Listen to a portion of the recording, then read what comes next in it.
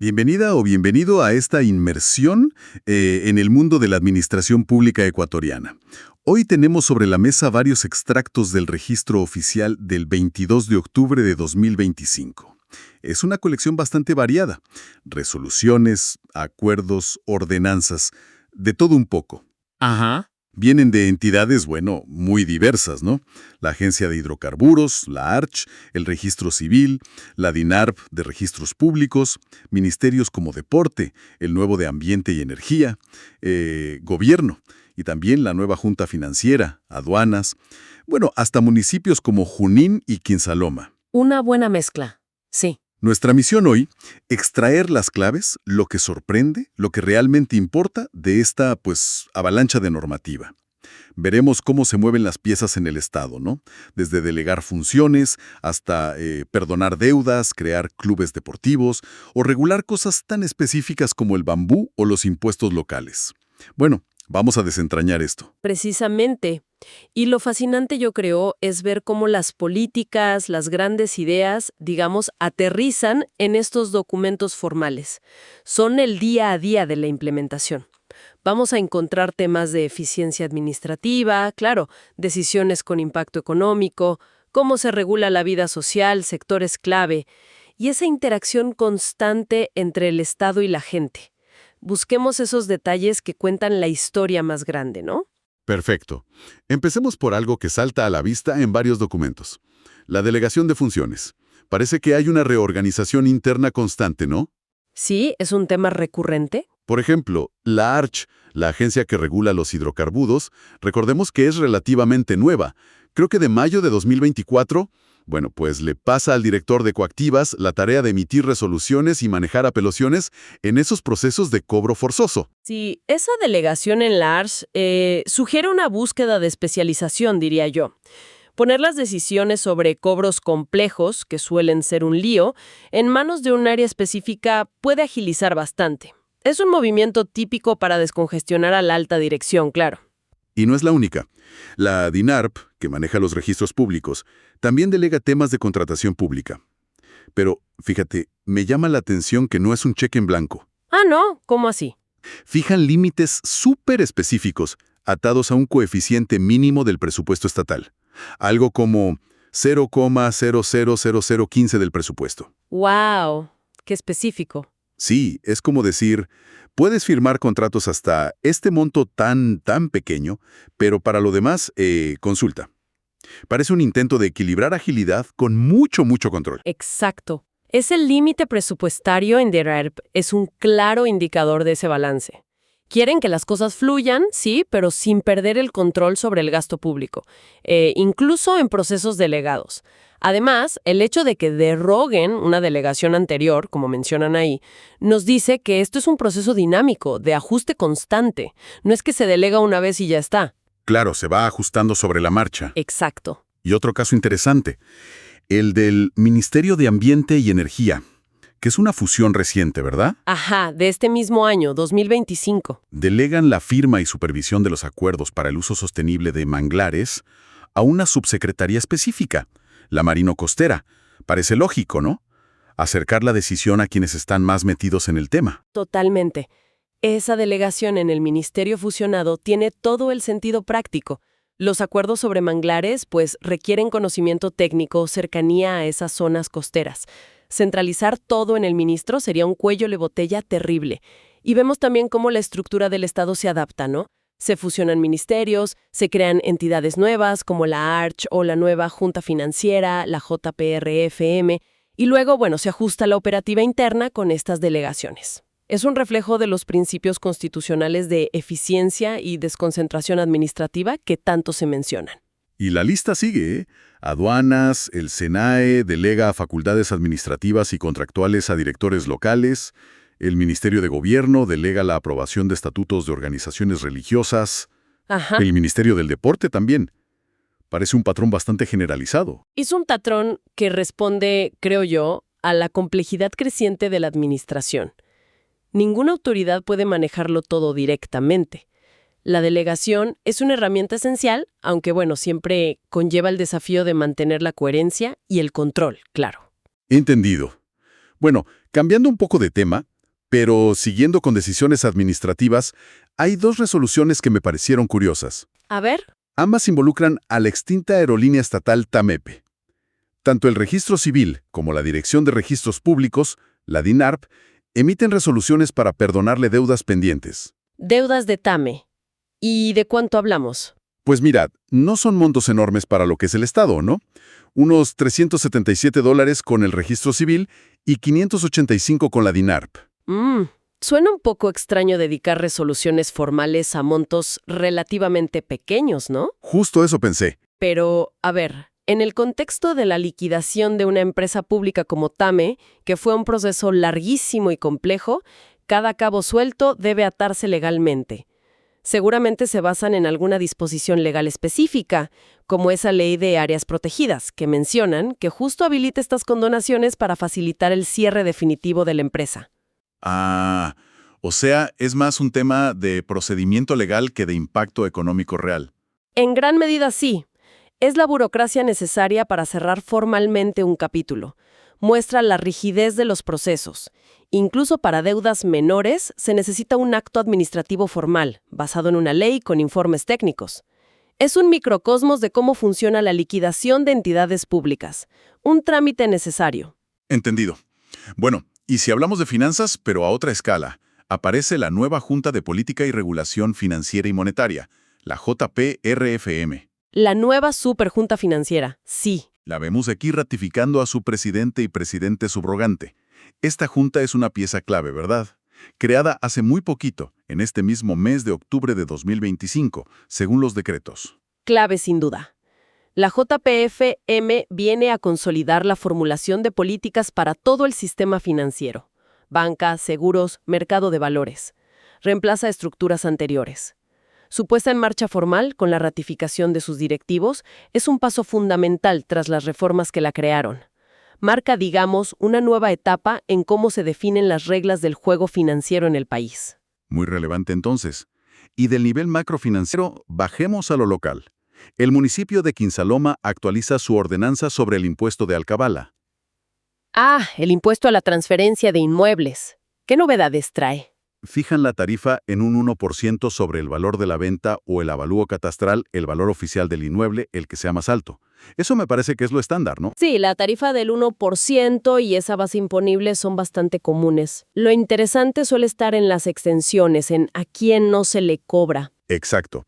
Aquí vemos las típicas para entidades públicas, Estado, municipios, ISS, Banecuador, pero también para vivienda de interés social, lo cual refleja una prioridad política clara. Ajá, importante ese punto. Y también exenciones para aportes a la sociedad conyugal o cooperativas, pero bajo ciertos límites de capital.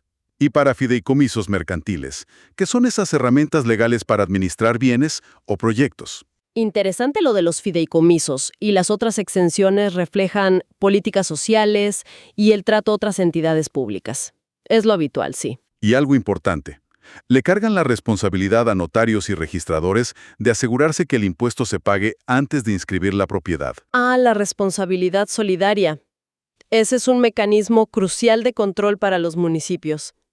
Al hacerlos responsables, se aseguran de que el impuesto se recaude efectivamente en el momento clave de la transacción. Es una forma inteligente y bastante común de garantizar el cumplimiento tributario a nivel local. Tiene sentido. Bueno, vayamos ahora al mundo del deporte. El Ministerio del Deporte parece estar trabajando a toda máquina. Hay un montón de resoluciones aprobando la creación de nuevos clubes deportivos. ¿Ah, sí? ¿Qué tipo de clubes? ¿Profesionales, amateurs? De todo un poco, la verdad. Hay clubes que suenan muy de barrio, ¿no? Nombres como Buchanos o Family FC. Nombres curiosos. ¿Sí? Y también otros que se definen como formativos especializados, como uno llamado JLMA o Hugo Cruz Andrade. Entiendo que estos últimos tienen un enfoque más en desarrollar talentos, en formar deportistas. Interesante la distinción. Y supongo que para obtener esa aprobación, para que les den luz verde, deben cumplir ciertos requisitos. Totalmente. Los estatutos que se aprueban son súper detallados. Definen objetivos, la estructura interna, asambleas, directorios, derechos y deberes de los socios, incluyendo, ojo, pagar cuotas. Fundamental eso último para la sostenibilidad. Claro, ¿y cuántos socios necesitan como mínimo, por ejemplo? 25 para los formativos especializados. ¿Qué pasa si se disuelven? Y hasta incluyen compromisos antidopaje. Es casi un manual de operaciones para cada club, por pequeño que sea. Es la formalización del deporte de base y formativo. El Estado, a través del Ministerio, pone las reglas para que estas organizaciones funcionen de manera ordenada y, en teoría, cumplan fines deportivos y sociales. Es un registro y control necesario, aunque a veces pueda parecer, mucha burocracia para un club de barrio, ¿no? Puede ser. Pero lo que realmente me sorprendió del Ministerio del Deporte es un acuerdo que firmó con el de Vivienda. Atención.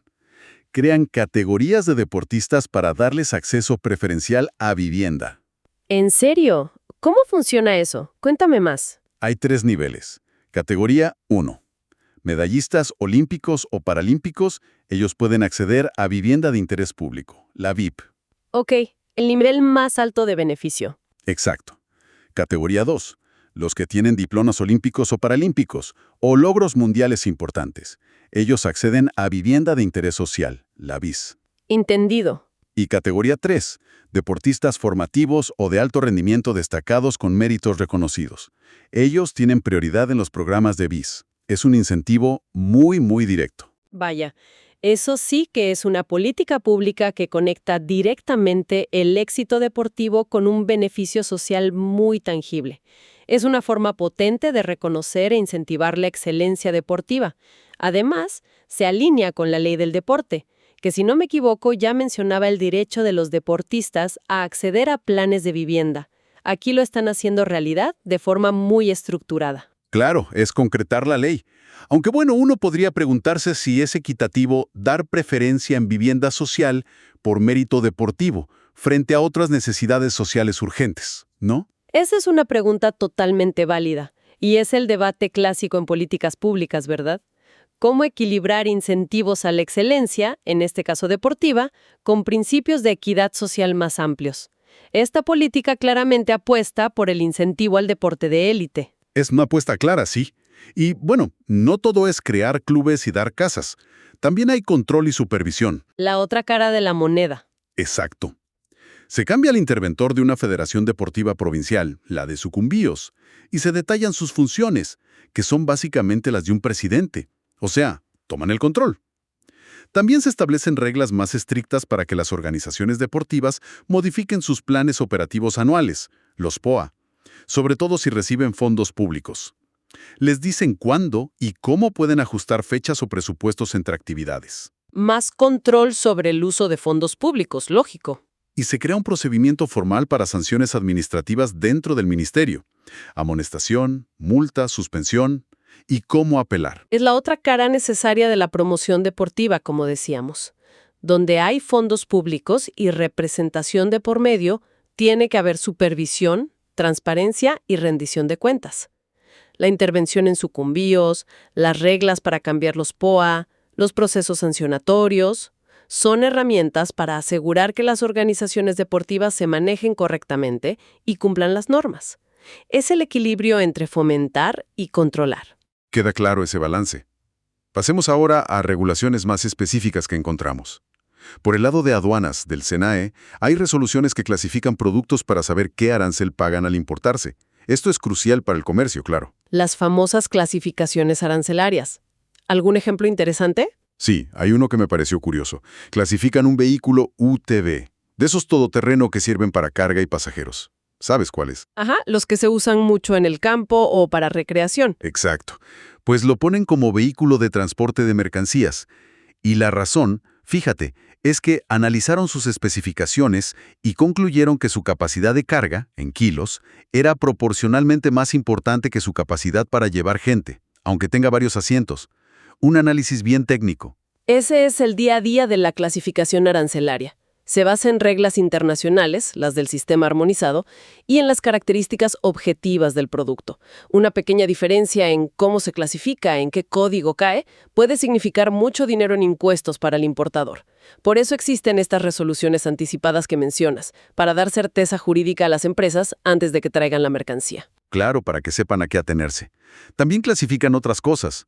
Un sistema de cámaras de frío para atún lo ponen como equipo de producción de frío. lógicamente. Ajá. Y un producto llamado Aveila Fe100, que es un complejo de hierro para alimento animal. Lo clasifican como una premezcla para alimentación animal, cada uno con su código arancelario específico. Exacto. Cada producto tiene que encajar en una categoría precisa del arancel nacional. Es un trabajo muy técnico, pero con implicaciones económicas directas para las empresas que importan. Entendido. Y volviendo a lo local, el municipio de Junín saca una ordenanza bastante particular para promover el uso sostenible de la caña guadúa y otros bambús, una política pública enfocada en el bambú. Suena muy específico, ¿no? ¿Qué busca exactamente esa ordenanza? Pues mira, busca incentivar la construcción con bambú, que se use más este material. También reforestar las orillas de los ríos con bambú para proteger el agua y coordinar el control para que no se lo explote de mala manera.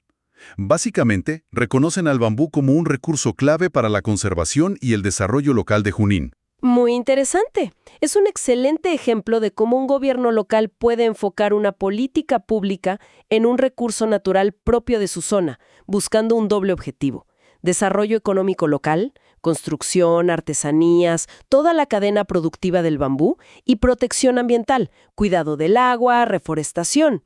Es desarrollo sostenible a escala municipal, aprovechando lo que tienen. Me parece una buena iniciativa. Sí, bastante enfocado. Y el otro municipio que ya mencionamos, Quinsaloma, además de la ordenanza de alcabalas, aprueba otra muy importante sobre exoneraciones de impuestos y tasas municipales. Más exoneraciones. ¿Para quiénes son estas? Estas son para grupos de atención prioritaria, personas con discapacidad, adultos mayores de más de 65 años y también personas con enfermedades catastróficas. Básicamente implementan a nivel local los beneficios que ya existen en leyes nacionales para estos grupos. Ah, la aplicación local de las leyes nacionales de protección a grupos vulnerables. Y son muy detalladas las exoneraciones. Sí, mucho. Por ejemplo, en el impuesto predial, los adultos mayores pueden tener exención total si su única propiedad tiene un avalúo bajo, menos de 500 salarios básicos, creo. Un umbral considerable. Sí, y si el avalúo es más alto, la rebaja es proporcional. Algo parecido aplica para personas con discapacidad, según su grado de discapacidad y su patrimonio. También hay rebajas en agua potable y alcantarillado, pero con límites de consumo para evitar el derroche. Y descuentos en arriendo de locales municipales, un 50%, y también en los trámites del registro de la propiedad para un solo bien, con ciertos límites patrimoniales. Es la aplicación concreta y detallada de los derechos de estos grupos a nivel municipal. La especificidad de las reglas, los límites de patrimonio, los umbrales de consumo, el porcentaje de discapacidad, la necesidad de certificados médicos o del carnet, busca asegurar que los beneficios lleguen a quienes realmente corresponden, pero también, claro, cuidar las finanzas del municipio. Es siempre un equilibrio delicado entre la justicia social y la sostenibilidad fiscal local. El enfoque en distintas vulnerabilidades, edad, discapacidad, enfermedad es relevante. Totalmente. Y bueno, para cerrar este recorrido, volvemos al Ministerio de Gobierno, que aparece con dos temas distintos. A ver. Por un lado, algo más bien de trámite. Aprueba los estatutos de una iglesia evangélica específica, Iglesia de Dios, La Cruz del Valle. Un registro, básicamente. Un rol de facilitador de la organización social, como decíamos antes con los clubes deportivos. Exacto. Pero por otro lado, y esto es más complejo, aprueba los planes de trabajo y financiamiento de un comité llamado COPRUNA. COPRUNA. ¿Qué hace ese comité? Según el acuerdo, está encargado de prevenir el reclutamiento de niños, niñas y adolescentes por parte de grupos delictivos organizados, un tema muy delicado. Sí, muy sensible y crucial. Y aquí lo llamativo. Declaran esos planes, el de implementación, el de financiamiento y el de trabajo anual, como información reservada. Claro, ahí el ministerio actúa en un rol muy diferente, coordinador de una estrategia de seguridad ciudadana sumamente sensible. La reserva de la información es totalmente comprensible, incluso necesaria.